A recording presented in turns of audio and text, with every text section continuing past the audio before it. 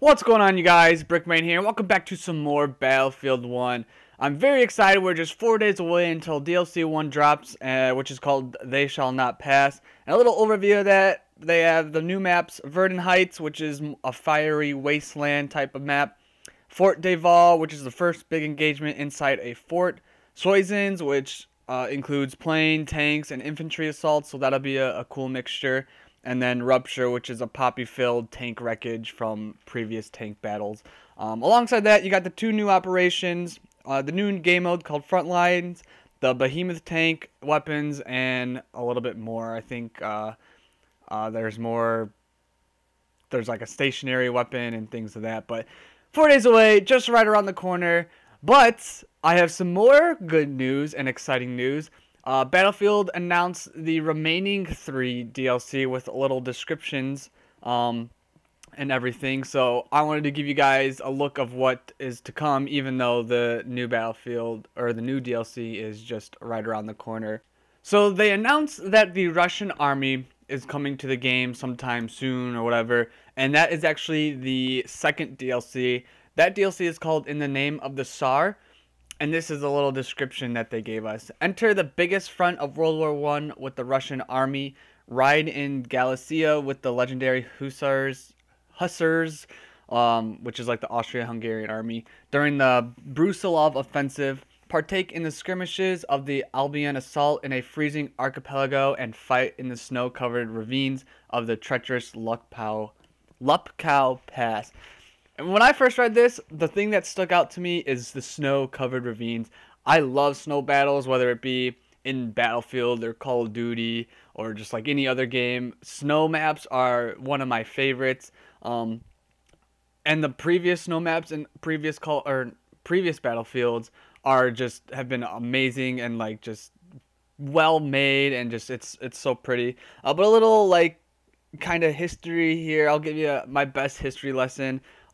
With this Name of the Tsar. Obviously, it includes the Russian army, and they're fighting against the Austria-Hungary forces. It's the Russian Empire's greatest feat of arms during World War I, and amongst most lethal offenses in world history. It's considered the worst crisis of World War I for Austria-Hungary, and obviously, it's the hard fighting. And when I get this take from it, I think it's going to be fun. It'll be a lot of mountains. Mountain fighting, and I'll show up the picture again. You can see that there's a bridge with a train, so it looks like the Behemoth on this map I don't know what the other 4 or the other 3 are going to look like, is going to be the train, and it just looks like awesome. You got the planes in the background fighting through the mountains, and then the river down into the valley. So I think that'll be really cool. I love snow maps, like I said. But going on to the third DLC, this one is called Turning Tides. Participate in the amphibious warfare of World War I. Embark with the new destroyer into intense tactical naval clashes. Master the coastal class airship in the fierce interplay between land, air, and sea. Engage in the daredevil Zeebrugge, if I'm saying that right, raid, and storm the beaches in the first days of the Gallipoli offensive. So we're finally getting some more water maps. In the picture, I'll show it again here. It looks like, I don't know if that's, kind of looks like a fortress on water with guns on the top, with the lighthouse on the right side, and you can see the planes. So it looks like it's going to be a lot of planes, and it says master the coastal class airship. So it looks like we're getting a new plane type of, I don't know if it's going to be a Behemoth. But they also just mentioned the new destroyer, so that could be the Behemoth too. But really excited about that. Battlefield's 4 Naval Strike map pack was pretty fun. There's a good mixture of land and sea. Some of the maps you had the islands that you were kind of had to go over the bridges or into the water to get to, and they had little building towns looking kind of things on each of the islands, so that's pretty cool. And then the last one is called Apocalypse. Go over the top in the most infamous battles of World War I. Conquer bitterly contested ground with brutal tools and unique weapons born out of desperation and deadlock. Never before had the nightmarish horrors of the Great War been closer as you descend into hell. Prepare to enter the apocalypse.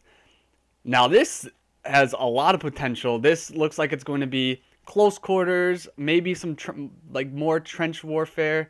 We haven't really got a lot of maps where it's a lot of trench to trench the warfare. There's a couple maps that include trenches, but you're not really fighting in those trenches. So that looks pretty cool. I'll show up the picture again, and you kind of see that it's some dude wearing a gas mask. So probably a lot of gas. Maybe they'll make a map where you have to stay in the trenches during some part of like a certain part of the map, because there's gas above and you have to like run through that quickly. But you kind of see in his eye glass thing is kind of cracked, and you can see fires and a lot of dudes fighting kind of in the background. So looks pretty cool. I'm excited. But like I said, They Shall Not Pass DLC 1 on Tuesday, 4 days away, right around the corner. Looking excited for that, and I was kind of shocked that they released these because that is so close to release, and it kind of just hypes up the turns on the hype train even that much more, if that made sense. But anyways, want to just give you guys a heads up of what's coming in Battlefield DLC. There's no certain release date on these other 3 DLCs, but I'm assuming that maybe probably 2-3 months we'll get the next one. But I'm not too worried. I think Battlefield does their DLC really good, and I'm excited to play all 4 of them. But I wanted to give you guys a heads up, and hope you guys enjoyed this video. Hit that like button, subscribe if you've not done so, and I hope you guys have a good rest of the day.